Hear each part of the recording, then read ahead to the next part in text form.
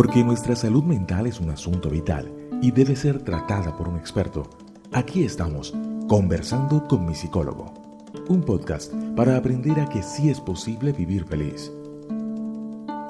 Conversando con mi psicólogo. Producido por el psicólogo clínico colombiano Luis Eduardo Peña, especialista en ansiedad, depresión y problemas de pareja. Bienvenidos.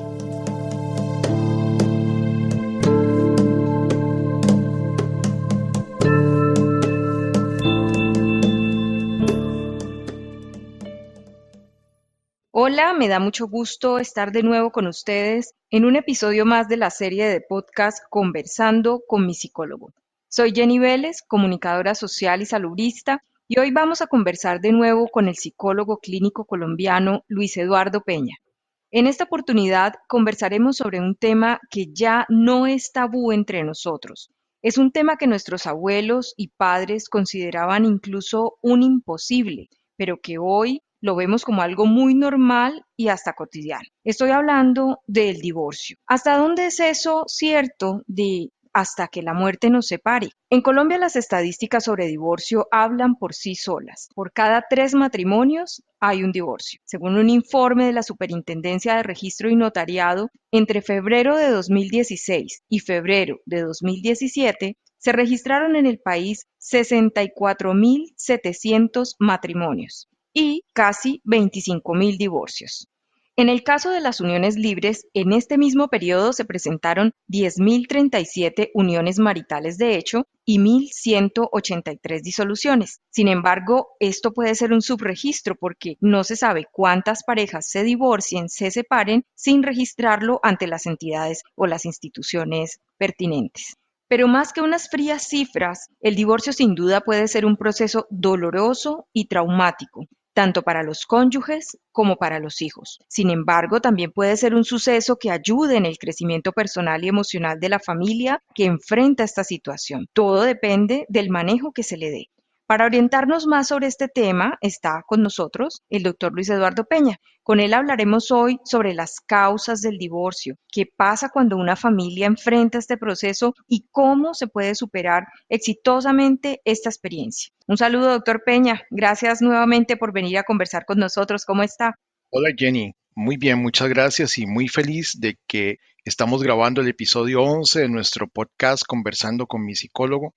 Y para el momento en que la gente escuche este podcast, ya tendremos más de 2.000 descargas, lo cual es una cifra impresionante y que indica de la excelente receptividad que ha tenido nuestro trabajo. Y estoy muy contento de estar aquí hoy hablando contigo sobre otro de los temas que ha representado una importante parte de mi pasión académica, como es el tema del divorcio, el cual no solamente he vivido a través de las experiencias de mis pacientes, sino a través de mi propia experiencia personal, pues yo hace 18 años me divorcié y ya me volví nuevamente a casar. Bueno, tendremos entonces estas dos visiones muy importantes de su parte, doctor. Empiece contándonos por qué una pareja que se casa con esa ilusión de permanecer siempre juntos termina divorciándose. Para abordar este tema, uno lo puede hacer desde dos ángulos distintos. Lo que comúnmente se conoce como las causas del divorcio y las cuales están estipuladas en los códigos civiles de los países que aceptan esta práctica de disolución conyugal. Y en este orden de ideas podemos hablar como causas del divorcio situaciones tales como la infidelidad, el alcoholismo por parte de uno de los cónyuges, el maltrato físico-verbal, las dificultades económicas, las dificultades sexuales y los problemas psiquiátricos o incluso enfermedades médicas. Sin embargo, recientes investigaciones han puesto de manifiesto que el tema es mucho más complejo. El divorcio no es algo que llega de un momento a otro, es un proceso que se va labrando a través de varios años de disfunción matrimonial. Y en ese orden de ideas, para no extenderme mucho en un tema que es bastante complejo, bastante amplio, lo que se ha encontrado es que los procesos de comunicación de una pareja, la forma como manejan los conflictos, parece ser crucial en este fenómeno del divorcio.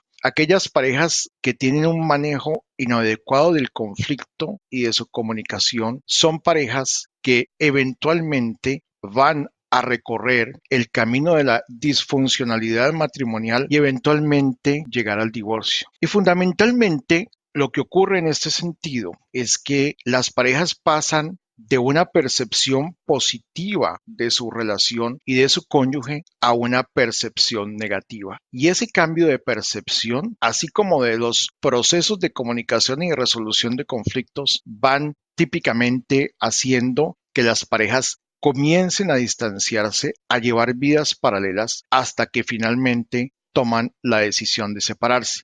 Típicamente, en 2 de cada 3 divorcios, la decisión es tomada por la mujer. Y el tema de la decisión es muy importante porque cuando la persona ha tomado la decisión, típicamente está en un estadio mucho más avanzado de haber elaborado el proceso que lo que está su compañero o su cónyuge. Doctor Peña, pero ¿cuándo o dónde se rompe ese vínculo de la pareja? ¿Qué es lo que hace que empiece a cambiar esas percepciones sobre la persona que está a nuestro lado?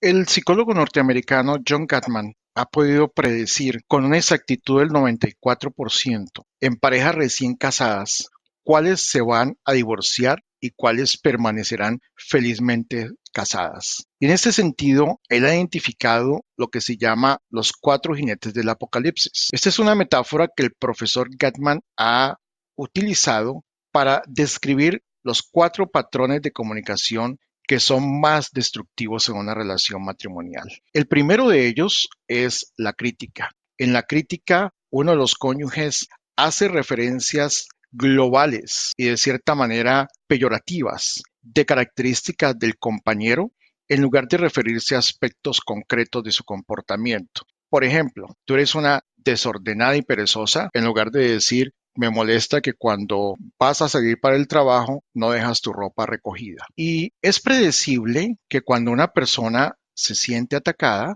utiliza el segundo jinete del apocalipsis, la defensa, defenderse. Entonces, si tú me dices que yo soy una vieja perezosa y desordenada, yo te digo que tú eres un vago, un zángano y un alcohólico. Y obviamente ya ahí se presenta un fenómeno donde esto va escalando poco a poco y de manera muy gradual, pero muy predecible, esto va acabando con el clima de satisfacción y un clima positivo que se tiene al comienzo de la relación. Hay otros 2 patrones adicionales de comunicación que son el desprecio, la persona que utiliza insultos para interactuar o para referirse a su pareja, y el último se llama amurallamiento. En este último patrón, lo que ocurre es que uno de los cónyuges quiere hablar y el otro lo evade. Y entre más el otro lo evade, el primero más busca. Entonces, a grosso modo, estos son los procesos de interacción conyugal que van llevando a una pareja a la disfuncionalidad, a la insatisfacción y eventualmente al divorcio. Bueno, y cuando llega el apocalipsis, hablemos de esos sentimientos. Sé que puede sonar un poco obvia la pregunta, pero en su experiencia personal y profesional, doctor Peña, ¿qué sienten generalmente las personas cuando se divorcian? El divorcio es la experiencia de vida donde convergen todas las emociones del ser humano: culpa, rabia, tristeza, abandono, ansiedad, frustración, impotencia. Es una mezcla de emociones muy fuertes y que son muy variantes y muy fluctuantes, porque a pesar de que en nuestra sociedad el divorcio es mucho más aceptado que lo que era hace 40 o 50 años, de todas maneras, la persona que se divorcia ve que se echó por tierra un sueño, el que se había construido con la expectativa de casarse para toda la vida. Y ese sueño ya no va a ser realidad. Y adicionalmente, todas las pérdidas que un divorcio conlleva. Para quienes se van de la casa, que típicamente son los hombres, es la pérdida del contacto permanente con los hijos, es la pérdida de un espacio que se construyó juntos, es la pérdida de una estabilidad que finalmente tener un sitio donde vivir le daba a esa persona. Entonces, todos estos sentimientos afloran cuando se produce el divorcio. Bueno, doctor Peña, supongo que si estos sentimientos no son bien manejados, pueden desencadenar algo más o consecuencias mayores para la salud mental de las personas. Evidentemente, Jenny, y esto puede tener implicaciones tanto para la salud mental como para la salud física de quienes atraviesan por este proceso. El divorcio puede desencadenar una depresión e incluso para los hombres, que son quienes más se suicidan, mucho más que las mujeres, el divorcio es uno de los factores que mayor riesgo puede conllevar a este segmento de la población. También se pueden presentar homicidios y una gran variedad de otros trastornos psicológicos, siendo los más comunes la depresión y la ansiedad. Pero no solamente conlleva problemas de tipo psicológico, sino que también un divorcio que la persona no sepa manejar apropiadamente puede aumentar el riesgo de ciertas enfermedades físicas, disminución de la expectativa de vida, accidentes automovilísticos, mayor consumo de sustancias psicoactivas en caso de que la persona ya esté consumiendo algunas de ellas, típicamente el alcohol, entre otros. Doctor Peña, un divorcio es mucho más que ese momento en el que se firman los papeles legales. Ustedes, los expertos, han estudiado estos eventos y han definido unas fases, un antes, un durante, un después. Cuéntenos un poco sobre esos momentos. Evidentemente, Jenny, el divorcio no es simplemente ir a una notaría y protocolizar la disolución de una relación conyugal. El divorcio tiene tres etapas claramente definidas. La primera de estas etapas es el predivorcio. Esta etapa se caracteriza por la aparición y aumento de la disfunción matrimonial. Aquí también se comienza a presentar un escalamiento del conflicto en una fase inicial del predivorcio, pero luego las personas ya se van aburriendo de pelear y se dan cuenta que esto no lleva a nada, entonces simplemente dejan de hacerlo, pero hay un claro distanciamiento entre los cónyuges y cada uno comienza a llevar vidas paralelas. Hay la creencia por parte de uno o de ambos cónyuges de que los problemas en la relación son insolubles y entonces comienza a producirse un fenómeno que es muy interesante y es que hay un cambio en la preponderancia de lo relacional sobre lo individual. Ya lo que importa no es la relación, sino que lo que importa son los intereses de cada cónyuge. Y adicionalmente, también hay un cambio en la percepción en la relación, es decir, que ya comienza a haber una preponderancia de lo negativo sobre lo positivo. Entonces, si mi cónyuge hace algo bueno, simplemente lo ignoro o le resto la importancia que puede tener. Y si hace algo malo, eso lo que ya confirma es la percepción negativa que yo tengo de él y de la relación. Y ya cuando todos estos factores se presentan, entonces la persona finalmente toma la decisión de divorciarse. La segunda etapa del proceso del divorcio es justamente el divorcio propiamente dicho. Y básicamente cuando hablamos de divorcio, tenemos que hablar de varios divorcios. Y eso puede sonar extraño, pero permíteme, te lo explico, Jenny. El primero de estos divorcios es el divorcio legal, es decir, el proceso mediante el cual se protocoliza la disolución de la relación conyugal. El segundo es el divorcio parental. Las relaciones con los hijos cambian significativamente, tanto para el padre que se va, en tanto que ya no va a interactuar diariamente con sus hijos, sino a través de las visitas que pueda tener con ellos, pero también para la madre, porque a la mamá le toca hacer de papá y de mamá y le toca reemplazar el rol que el padre estaba cumpliendo, sobre todo en temas fundamentales como son los de la disciplina y las normas. El tercero es el divorcio económico. Los bienes que compartía una sola familia ya tienen que compartirse entre dos familias y eso puede tener implicaciones importantes para el bienestar tanto de los cónyuges como de sus hijos. El siguiente divorcio es el divorcio social. Resulta que los amigos toman partido porque la gente tiene la visión de que en el divorcio hay un inocente y un culpable. Entonces, algunos amigos se irán con él, otros se irán con ella y algunos no se irán con ninguno de los dos. Y típicamente lo que ocurre es que los amigos que ella aportó al matrimonio se van con ella y los que él aportó se van con él. Y el último divorcio es el divorcio emocional, en el cual la persona gradualmente va procesando la ruptura de la relación y va rompiendo ese vínculo que estableció con su antiguo cónyuge. Por último, la tercera etapa del proceso del divorcio es el postdivorcio. En esta etapa se presentan varios fenómenos. Primero, se produce una reestructuración de las relaciones parentales, es decir, de los padres con los hijos, y de las relaciones coparentales, es decir, de los padres de los hijos entre sí. Hay también una reorganización de la vida familiar por cuanto ya los roles han venido cambiando. Hay una ruptura emocional del vínculo conyugal y para muchos cónyuges esto representa el comienzo de una nueva relación que eventualmente terminará en matrimonio y lamentablemente para una proporción muy alta de estas personas llevará a un nuevo divorcio. Respecto a esto último, doctor Peña, ¿quiere decir que la persona que se divorcia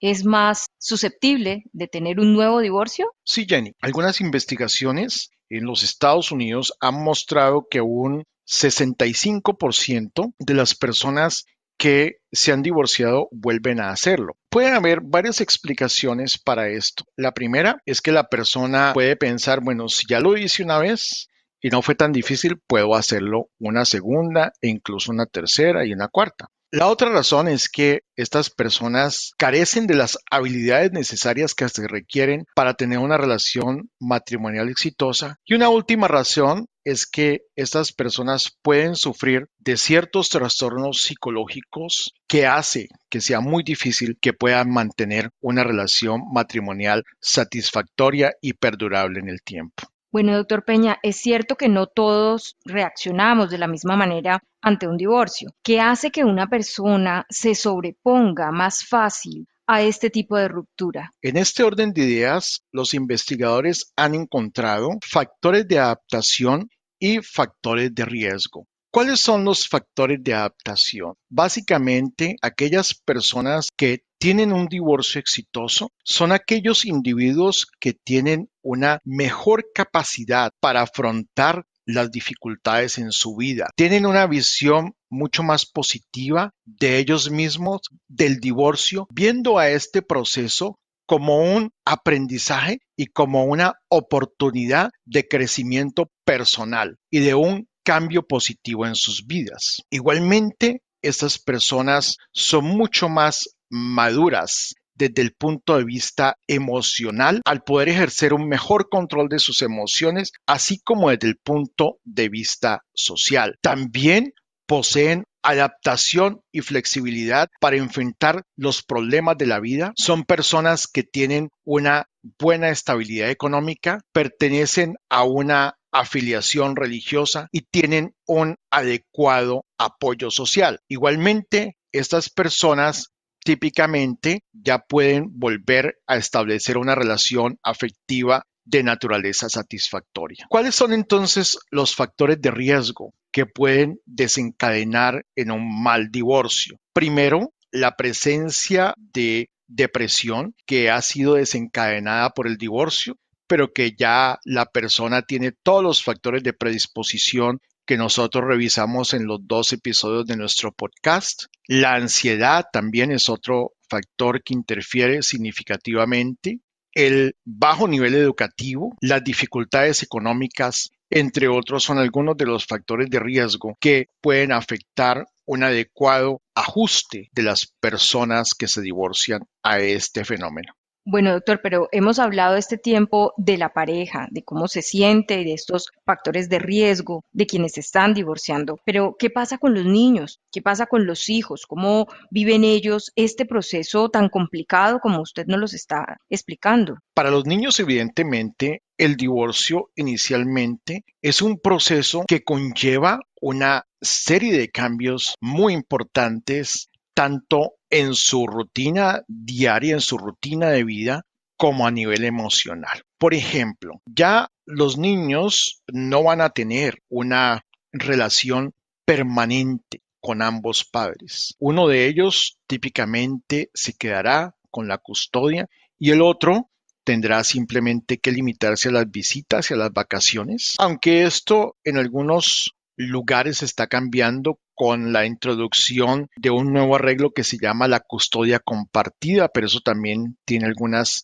limitaciones e implicaciones importantes a considerar. Estos niños seguramente también van a estar expuestos al conflicto que se va a presentar entre ambos padres y definitivamente parece que la variable más determinante en el ajuste de los niños al divorcio es el conflicto interparental. También estos niños van a estar expuestos al estado emocional de los padres, a la ansiedad, a la culpa, a la rabia o a la depresión que inevitablemente se puede sentir durante este proceso. El niño no va a tener a los padres totalmente disponibles como los tenía antes. Eventualmente, los niños también se van a tener que adaptar al hecho de que sus padres van a establecer nuevas relaciones afectivas y tendrán los niños que interactuar con las nuevas parejas que sus padres hayan elegido. También el niño puede tener sentimientos encontrados y conflictos a nivel interno sobre el divorcio. Otro de los factores que es importante a tener en cuenta es el temperamento del niño, por cuanto dependiendo de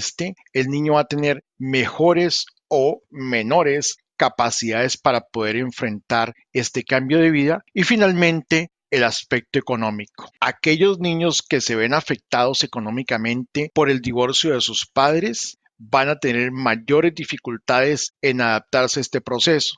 Por decir algo, niños que tienen que cambiar de casa e ir a vivir a un barrio de menor estatus, o por ejemplo, niños que deben cambiar de colegio porque sus padres ya no tienen los recursos para poder pagar el colegio donde estaban antes, o padres que por razones de ubicación laboral deben cambiarse a otra ciudad. Entonces, todos estos son factores adicionales que van indudablemente a generar más estrés durante este proceso en las vidas de los niños. Usted mencionó el conflicto entre los padres como un factor determinante en todo este proceso. ¿Qué consecuencias puede traer para los hijos esta confrontación? Como señalé anteriormente, Jenny, el conflicto interparental es la peor consecuencia de un divorcio mal manejado, porque este inevitablemente afectará a los hijos. Aquellos padres que no solamente pelean en frente de sus hijos o que por lo menos sus hijos de alguna manera se percatan de esta situación, le hacen un gran daño a sus hijos, por cuanto les van a generar angustia, inseguridad, incertidumbre, tristeza e inclusive conflictos de lealtad. Hay padres que deliberadamente tratan de dañarle ante los ojos de sus hijos la imagen del otro padre. Inclusive tratan de aislarlos y tratan de que los hijos no vean al otro padre. Esto se llama el síndrome de alienación parental y es una consecuencia muy triste del divorcio y del conflicto que se genera entre los padres. Pero el conflicto también impide que los padres puedan realizar un trabajo en equipo por el bienestar de sus hijos. Realmente, cuando los padres se divorcian, deben tener en cuenta que para que sus hijos se ajusten adecuadamente al divorcio, deben sobreponer el interés de sus hijos sobre sus propios intereses.